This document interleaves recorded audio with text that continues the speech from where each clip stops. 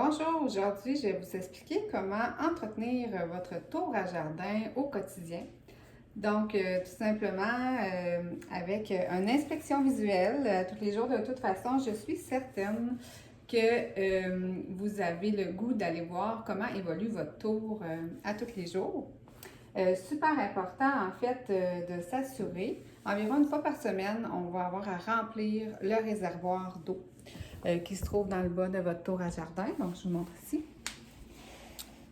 Donc, ici, on retire le couvercle et on peut constater à l'intérieur qu'il y a de l'eau. Et vous avez un petit indicateur tout juste à côté qui vous indique le niveau de l'eau. Donc, vous n'avez même pas à l'ouvrir. En fait, moi, je l'ouvre pour examiner si j'ai des racines qui sont tout près de ma pompe qui est dans le bas. Quand les racines sont tout près de la pompe, on peut soit les couper ou encore faire un nœud dessus pour les rapetisser. Soit qu'on regarde le niveau de l'eau à peu près une fois par semaine, puis on vient simplement rajouter de l'eau et les nutriments qui viennent avec la tour, donc les nutriments A et B. Et on ajoute en fait 20 ml de chacun par gallon d'eau que vous allez y avoir inséré. Donc, c'est assez simple au niveau de l'entretien pour l'eau. Donc, vous pouvez quitter facilement pour une semaine de vacances et vous aurez votre tour qui va automatiquement s'arroser et s'allumer parce que le chapeau lumière, il y a une minuterie dessus pour prévoir à 18 heures de luminosité par jour. Visuellement, je vérifie si j'ai des tiges, par exemple, qui pourraient commencer à jaunir ou à brunir. C'est normal dans la vie de la plante qu'il y ait des feuilles qui puissent parfois être abîmées. Donc, tout simplement, je viens couper la tige qui a des feuilles plus abîmées. Ici, j'ai un plant de tomates. Et évidemment, je ne vais pas couper une tige qui a des petites tomates en croissance ou encore qui a des bourgeons parce que c'est ce qui va nous donner nos fruits. Je fais le tour visuellement. Je peux facilement la tourner car elle est sous roulette. Donc, voilà. Je regarde si j'ai des laines de roche qui sont, des fois, il y a de la petite, il y a du blanc comme un petit champignon qui peut se former comme c'est toujours humide.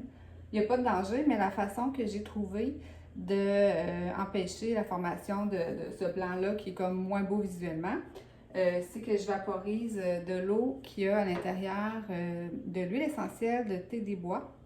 Donc, je prends un vaporisateur avec une dizaine de gouttes. Puis, tout simplement, je viens vaporiser sur le dessus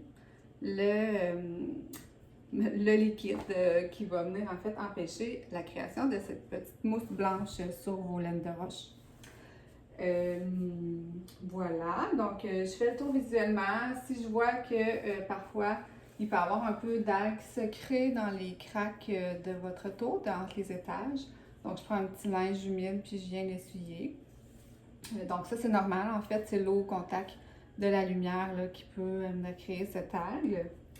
C'est pour ça en fait aussi qu'on la nettoie une fois aux 6 mois pour justement retirer l'algue qui peut s'être créée. Finalement aussi, ben, si je fais le tour et que j'ai des fruits, des légumes qui sont prêts à la consommation, je peux les cultiver finalement, les récupérer. Alors, c'est assez simple au niveau de l'entretien.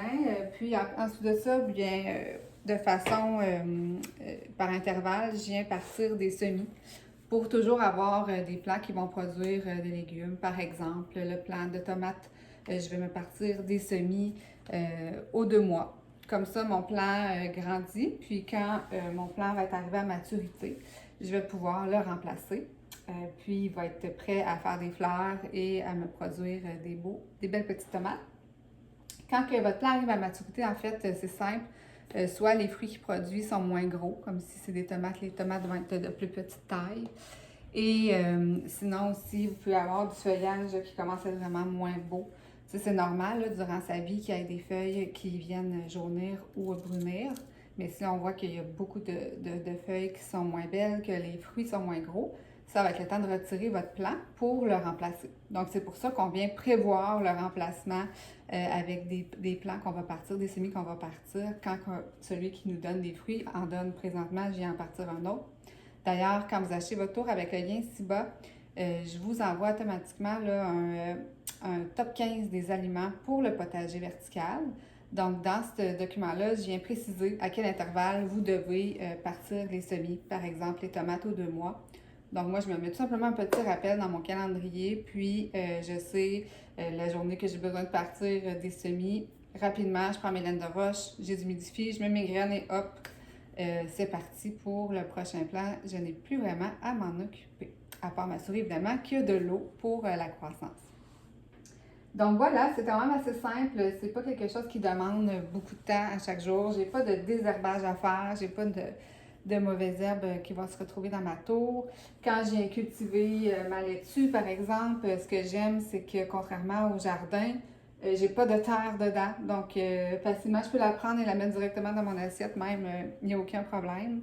Il n'y a pas de pesticides, donc j'ai pas à nettoyer mes légumes avant de les consommer, évidemment. Puis, c'est aussi super beau. Donc, ça fait partie maintenant du décor de ma cuisine. J'ai une magnifique tour qui produit fleurs, légumes et qui s'occupe de façon automatisée d'elle-même en s'allumant seule et en s'arrosant une fois à chaque heure. Automatiquement, la pompe va amener l'eau jusqu'en haut, puis ça va arroser les racines à l'intérieur. Donc, c'est vraiment un outil magnifique pour le jardinage. Bonne journée!